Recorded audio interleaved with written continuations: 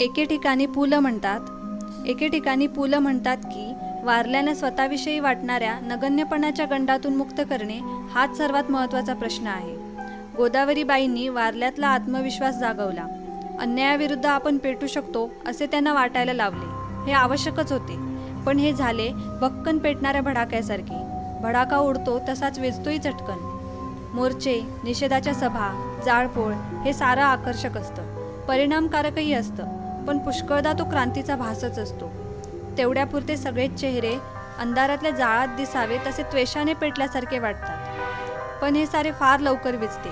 त्यासाठी विधायक प्रवृत्तीची शांतपणाने न कंटाळता या शोषितांच्या लहान सहान अडचणी सोडवत त्यांच्यात जाऊन राहणाऱ्या कार्यकर्त्यांची फौज लागते. गांधीजींनी अशी फार मोठी फौज निर्माण केली होती. अनुताई वगैरे त्या फौजेतल्या अखेरच्या सैनिकांपैकी. एक काम घेऊन सतत राबणाऱ्या आणि स्वतःला फक्त त्या कार्याचे साधन मानणाऱ्या, कसल्याही वैयक्तिक गौरवाची अपेक्षा न करणाऱ्या अनुताई वाघांच्या विषयी माझ्या मनात फार मोठा आदर आहे. मनाला निराश करून टाकणाऱ्या सभोवतालच्या परिस्थितीत अनुताईंसारख्या कार्यकर्त्या अशी कुठली प्रेरणा मनात जिवंत ठेवून काम करीत राहतात ते मला कळत नाही. वास्तविक त्यांच्यापुढे मला तर आपण कसपटासारखे आहोत असे वाटते. काही माणसं वादळ झेलतात आणि पचवतात, पुढे विशाल सागराचं रूप धारण करतात. काही माणसं वादळामुळे कोलमडून पडतात, तर काही माणसं वादळ पचवण्याचे धडे दुसऱ्यांकडून घेतात. आयुष्यभर आदिवासींसाठी डहाणूजवळील कोसबाडच्या टेकडीवर ज्ञानयज्ञ तेवत ठेवणाऱ्या थोर समाजसेविका आणि शिक्षणतज्ज्ञ अनुताई वाघ यांचा समावेश यापैकी पहिल्या श्रेणीत करावा लागेल. त्यांच्या निधनानं कोसबाडची टेकडी हळहळली आणि परिसरातील सर्व आदिवासींना हुंदके फुटले. अनुताईंच्या निधनानं एका व्रतस्थ जीवनाचा अखेर झाला. थोर शिक्षणतज्ज्ञ ताराबाई मोडक यांच्या सहवासात वाढलेल्या अनुताईंचं एकूण जीवन त्याग, कष्ट आणि निस्वार्थी सेवा यांचा सुरेख मिलाप होता.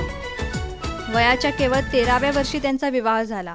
विवाह असतो तरी काय हे समजण्यापूर्वीच म्हणजे केवळ 6 महिन्यातच त्यांच्या इवल्याशा कपाळावरील कुंकू नियतीनं कायमचं पुसून टाकलं.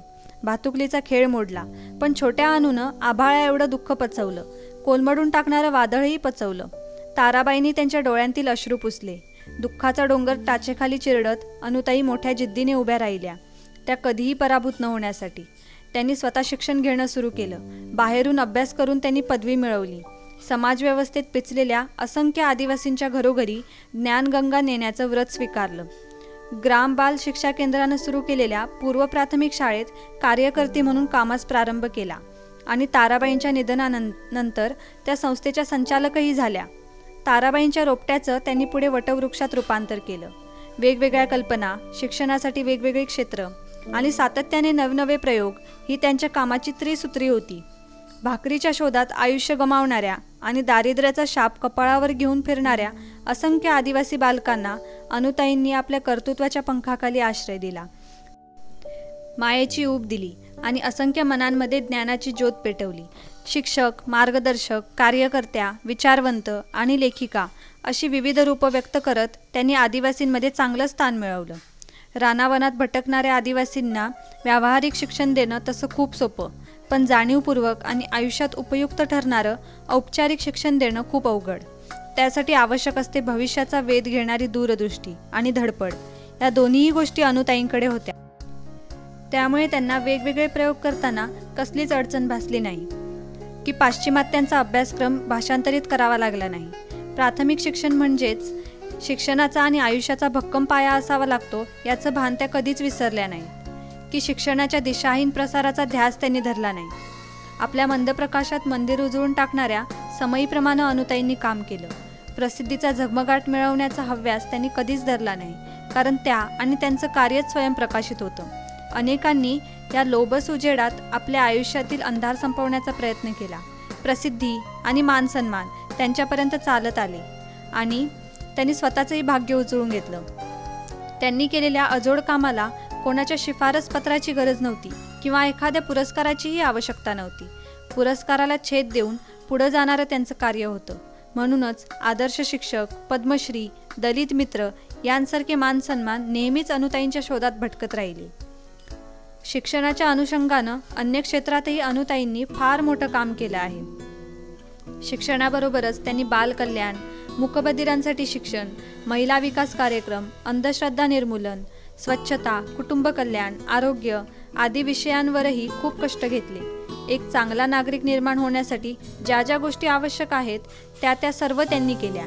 एकाच वेळेला अनेक प्रयोग असेही त्यांच्या कामाचं स्वरूप होतं. त्यामुळेच केवळ देशातील नव्हे तर परदेशातीलही संस्था शिक्षण क्षेत्रातील कार्यकर्त्यांना कोसबाडच्या टेकडीचं सातत्याने आकर्षण राहील.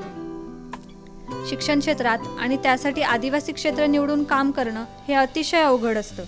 ज्यांच्यासाठी शिक्षणाचं व्रत चालवायचं त्यांचाही अशा कामाला प्राथमिक अवस्थेत विरोध होतो. रूढी, परंपरा, अज्ञान आणि अंधश्रद्धा ही त्यामागची कारणं असतात. शिवाय स्थितिशील समाजही या कार्यात वारंवार अडथळे आणत असतो. या सर्व गोष्टींवर मात करून ज्ञानाचा दिवा जपण्याचं आणि अनेकांच्या मनातील विविध प्रकारचा अंधार दूर करण्याचं काम अनुताईंनी निरपेक्ष वृत्तीनं केलं. स्वतःच्या बळावर आणि शिक्षण क्षेत्रातील एक सुरेख स्वप्न पाहिलं. ते प्रत्यक्षात उतरवलंही. कधी झाडाखाली, कधी गोठ्यात, कधी बोडक्या माळावर तर कधी झोपडीत वर्ग चालवून त्यांनी मोठ्या जिद्दीने ज्ञान प्रसार केला. ज्ञानाचा दिवा घरोघरी लावा असा प्रचार कधी त्यांनी केला नाही, तर स्वतःलाच दिवा बनवलं. त्यात आपल्या श्रमांचं तेल ओतलं. कर्तृत्वाने तो पेटवला आणि आयुष्यभर तो तेवतच ठेवला.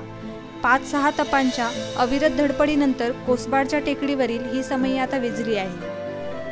त्यामुळे अवघी टेकडी हळहळली असेल, आदिवासींचे डोळे पाणावले असतील, तर या सर्वांनी अनुताईंच्या पाऊलखुणा जपून ठेवणं हीच त्यांना आदरांजली ठरेल.